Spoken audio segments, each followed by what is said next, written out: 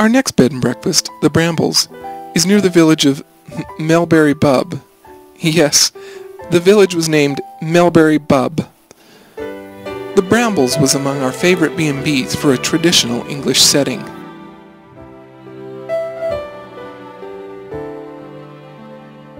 Our hosts, Andre and Anita Millery, operated this B&B out of their beautiful thatched cottage.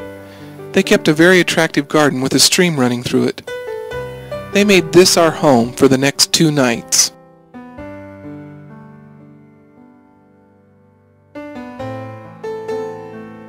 Here at Melbury Bub, Ralph Forth's son, Simon, drove down from Bath to meet us and spent a few days with us sightseeing. Our first stop on April 9th was Serenabus and the home of the famous fertility giant.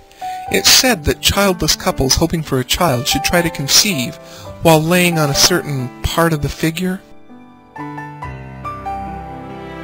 We then drove to Chesil Beach, where a very strange phenomenon has taken place over many years.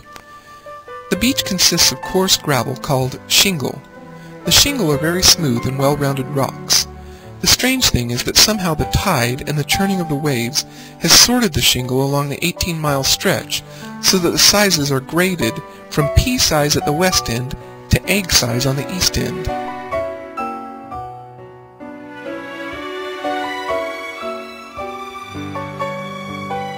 We took a minute to nestle down into the shingle for a short snooze and then headed for Portland, a large limestone outcrop off the Dorset coast.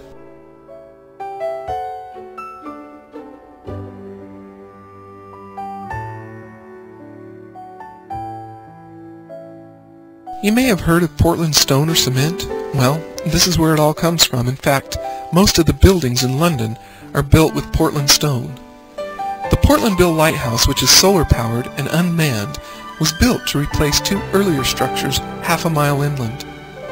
Pulpit Rock at the southernmost tip of Portland is one of the island's outstanding features and is the subject of many photographs and paintings.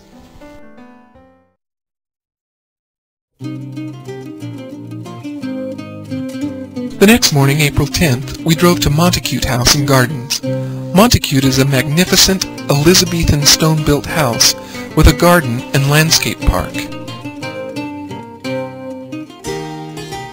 Built in the late 16th century for Sir Edward Phillips, it is adorned with elegant chimneys, carved parapets, and other Renaissance features.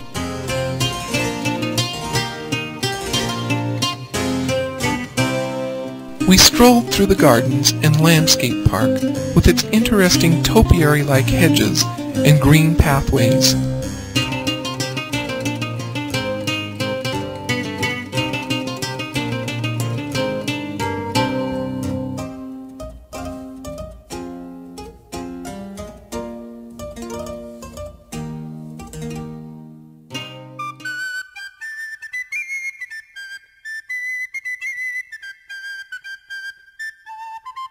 As we neared the front entrance of the house, we were greeted with dancers in period costume.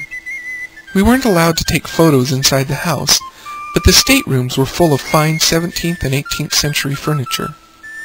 Montacute House is a regional partner with the National Portrait Gallery and displays on permanent loan over 50 Tudor and Elizabethan portraits in the Long Gallery, the longest of its type in England.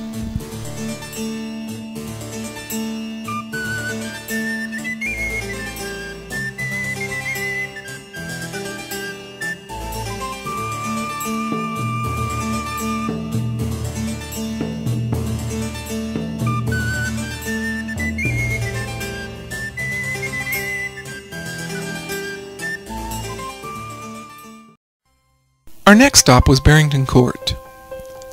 The 16th century house at Barrington Court was restored in the 1920s by the Lisle family and is now leased to Stewart Interiors, a corporation of furniture designers and makers with a skilled interest in English Renaissance.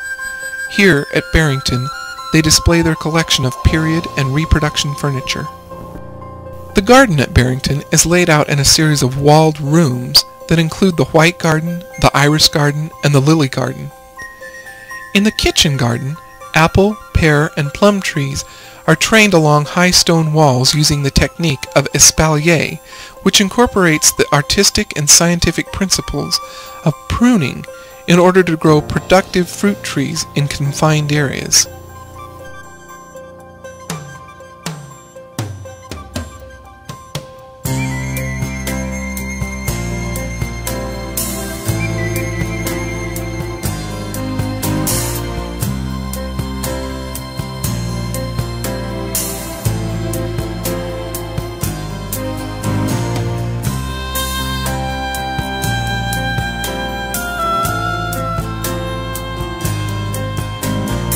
After Barrington, we said goodbye to Simon and headed north, back toward his dad's house in London.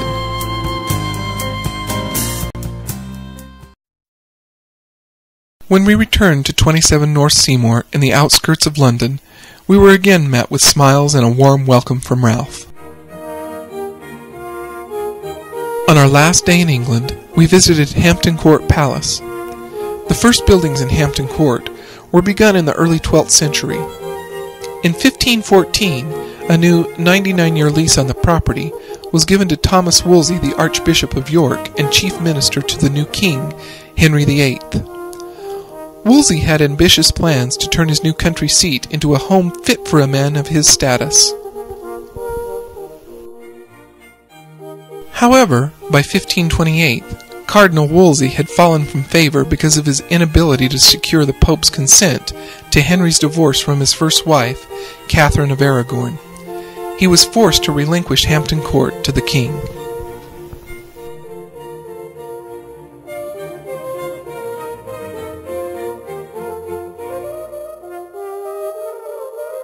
As we wandered around the beautiful gardens at Hampton Court, we thought about all the wonderful countryside and beautiful villages we had seen along the way on our trip.